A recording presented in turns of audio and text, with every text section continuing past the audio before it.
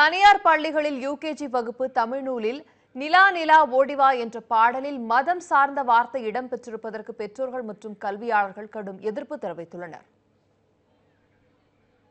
மழலை பருவத்தில் நாம் அனைவரும் ரசித்து பாடிய நிலா நிலா ஓடிவா என்ற பாடலின் இறுதி வரிகள் நடுவீட்டில் வைக்கவா நல்ல துதி செய்யவா என்று இருக்கும்.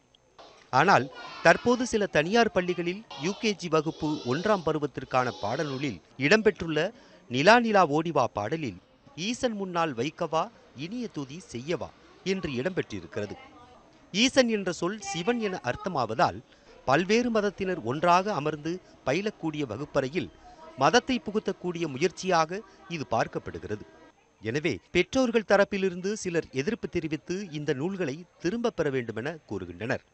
யூகேஜி படிக்கிற பசங்க இருக்கிறாங்க, அவங்க பாடப்புத்தகம் பார்த்தோம் பார்த்தீங்கன்னா நிலா நிலா ஓடிவா என்ற பாடப்புத்தகத்தில் வந்து ஈசன் முன்னால் வைக்குவான்னு சொல்லிட்டு சேர்த்துக்கிறாங்க. இது முன்னாடி பார்த்தீங்கன்னா நடு வீட்டில் போய் நல்ல துதி செய்யுன்னு போட்டு இருந்தது. இப்போ அதை மாற்றி ஒரு தனிப்பட்ட ஒரு மதத்தோட கடவுளில் போட்டு திணிக்க பார்க்குறாங்க. இது இப்படி ஒரு சின்ன பசங்க விஷயத்தில் இதுமாதிரி திணிச்சானா நாளைக்கு இது அவங்க மனசில் இது அப்படியே ஆணிவேராக வளரும். இது இப்பயே ஸ்டாப் பண்ணாதான் இது நல்லது. இது இந்த வரிகள் இடம்பெற்றிருக்கும் நூலை ராயப்பேட்டையில் உள்ள சம்பா பதிப்பகத்தினர் வெளியிட்டுள்ளனர். இந்த நூல் பல்வேறு தனியார் பள்ளிகளுக்கும் கடைகளுக்கும் விற்கப்பட்டுள்ளது. இந்த நூலை எழுதியவர் பேராசிரியர் இக்னேசிமுத்து என்பவர்.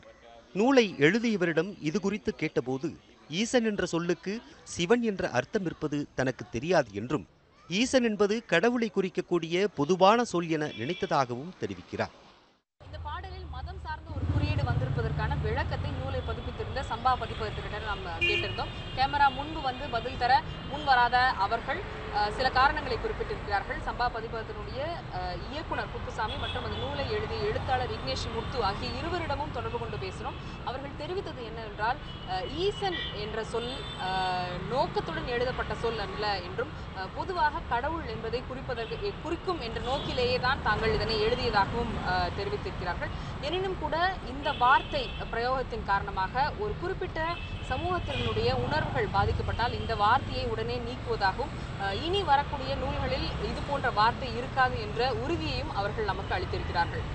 சமச்சீர் கல்வி திட்டத்தின் கீழ் 1ஆம் வகுப்பு முதலான பாடங்கள் மட்டுமே இடம்பெறுவதால் எல்கேஜி மற்றும் யுகேஜி வகுப்புகளுக்கான பாடத்திட்டத்தை கண்காணிக்கும் வழிமுறை தற்போது இல்லை. ஆயிரக்கணக்கான தனியார் ஆரம்ப பள்ளிகள் தமிழ்நாட்டில் உள்ள நிலையில் அரசால் அனுமதிக்கப்படும் பாடநூல்களை எல்கேஜி யுகேஜி வகுப்புகளில் உபயோகிக்க புதிய விதிகள் அமைக்க வேண்டும் என்று கல்வியாளர்கள் தெரிவிக்கின்றனர். பாடநூல் மூலம் ஒரு கருத்தை இளம் நெஞ்சுகளில் விதைப்பது எளிது என்பதால் அதை அரசு தவறாக பயன்படுத்தக்கூடாது என்றும் மத திணிப்பு எந்த வகையில் இருந்தாலும் அது கண்டிக்கத்தக்கது என்றும் அவர்கள் தெரிவிக்கின்றனர்.